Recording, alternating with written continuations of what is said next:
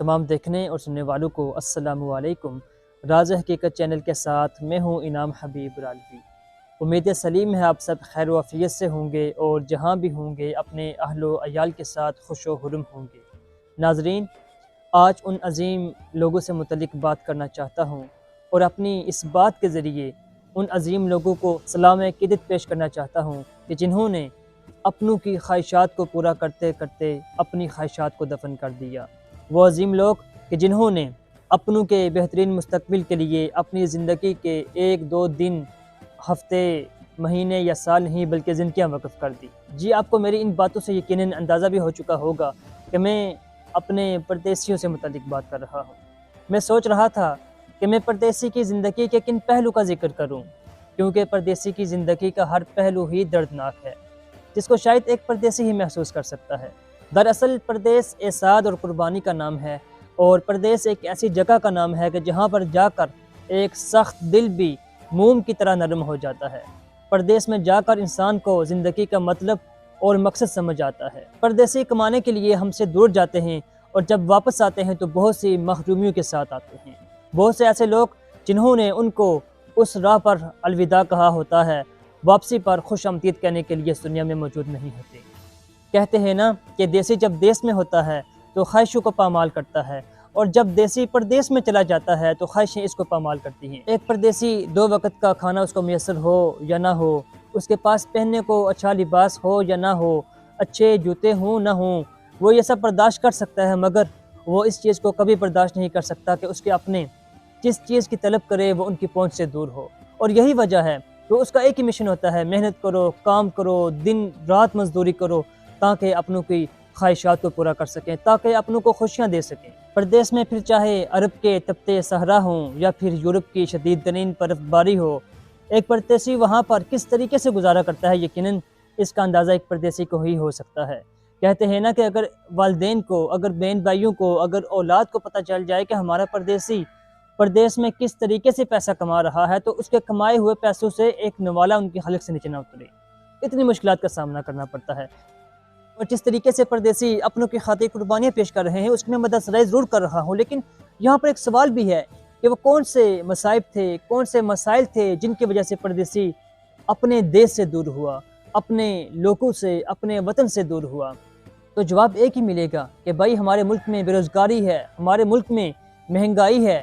تو آپ یقین کیجئے کہ ہمارا جو اصل مسئلہ ہے وہ بے روزگاری نہیں ہے، ہمارا جو اصل مسئلہ ہے وہ مہنگائی بھی نہیں ہے، بلکہ جو ہمارا اصل مسئلہ ہے وہ خواہشات نفسانیہ کی پیروی ہے۔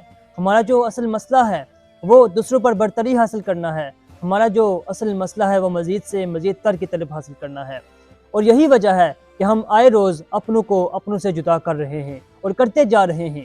اور میں نے اپنے اسی دیش میں 2 لاکھ ماہانہ کمانے والے فرد کو بھی مہنگائی کا رونا روتے ہوئے دیکھا، اور اسی دیش میں ماہانہ 30,000 کمانے والے کو بھی اللہ کا شکر ادا کرتے ہوئے دیکھا ہے۔ اور اگر مہنگائی کی بات کریں تو اس کا موازنہ میں یورپ سے کرنا چاہتا ہوں، چونکہ ہمارے اکثر نوجوان آج کل بہت متاثر ہیں یورپ سے۔ تو آپ دیکھیں یورپ کے اندر اگر 8 افراد پر مشتمل ایک خاندان ہے تو وہ 8 کے 8 افراد جب بالغ ہو جائیں گے تو وہ کمانا شروع کر دیں گے، اور 8 کما رہے ہوں گے، کھانے والا کوئی نہیں ہوگا۔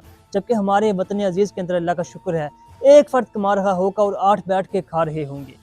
تو مہنگائی اس تناسب سے دیکھیں آپ، اور ہم لوگ اس نہج پہ پہنچ چکے ہیں کہ آج ہم لوگ سمجھتے ہیں کہ جس گھر سے، جس خاندان سے ایک فرد پردیس میں ہے وہی کامیاب ہے، وہی خاندان امیر ترین ہے، اور ہم لوگ اپنے بچوں کو مختلف ممالک کی ویزے دلوانے کے لیے 50-60 لاکھ روپے لگانے کو تو تیار ہیں، مگر اپنے اسی بچے کو اپنے وطن کے اندر ان پیسوں کا ایک اچھا بزنس دینے کے لیے تیار نہیں ہیں۔ تو مجھے بتائیں ان پیسوں کا کیا فائدہ کہ آپ اتنی بڑی رقم لگا رہے ہیں، پھر بھی آپ کا بچہ ایک غلام بن رہا ہے، دوسروں کے ماتحت ہو رہا ہے۔ اگر آپ وہی پیسے یہاں پر لگائیں، اپنے دیش میں لگائیں، تو آپ یقین کریں کہ آپ صرف اپنے بچہ نہیں بلکہ اپنی نسلوں کا فیصلہ کر دیں گے۔ آپ کا بچہ اگر انہی پیسوں سے یہاں پر کاروبار شروع کرے گا تو اس کی نسلیں اس کو مزید آگے لے کے جائیں گی۔ اور آج دیکھیں آپ یہاں پر میں بہت سے ایسے لوگوں کو جانتا ہوں کہ جنہوں نے اپنی ساری زندگی پردیس میں گزاری، وہاں سے واپس آئے، اپنے بیٹے کو اپنی جگہ بھیج دیا، بیٹے نے زندگی ساری پردیس میں گزاری، جب بوڑھے ہو کر 70 سال کو پہنچے پھر واپس آ گئے، اب ان کا بچہ وہاں پر چلا گیا۔ تو ایسے زندگیاں گزر رہی ہیں کہ بس پردیس سے کمائی جاؤ اور خود کھائی جاؤ، موجے کری جاؤ۔ اب دیکھیں ایک پردیسی جو پردیس میں ہے تو وہ ماں باپ کے حقوق، اپنے بہن بھائیوں کے حقوق، اپنی بیوی کے، اپنے بچوں کے حقوق، سب کو اپنے حقوق سے محروم کری جا رہا ہے۔ تو بس میری بات کا لب لباب یہی ہے کہ یار جتنا بھی ہو سکے اپنوں کو اپنے سے دور نہ کیجیے۔ یہ جو پیسے ہم ویزوں اور ٹکٹوں کی مد میں لگا رہے ہیں، اگر پیسے ہم یہیں پہ انویسٹ کر لیں اپنے ملک میں تو ایک چھوٹا سا کاروبار بھی کر سکتے ہیں، اور اس وجہ سے ہمارے اپنے بھی ہم سے جدا نہیں ہوں گے۔ بے شک کم کمائیں گے لیکن اپنوں میں تو ہوں گے، اپنوں کی غمی خوشیوں میں تو شریک ہوں گے، اور عید کی خوشیاں اپنوں کے ساتھ تو منا پائیں گے۔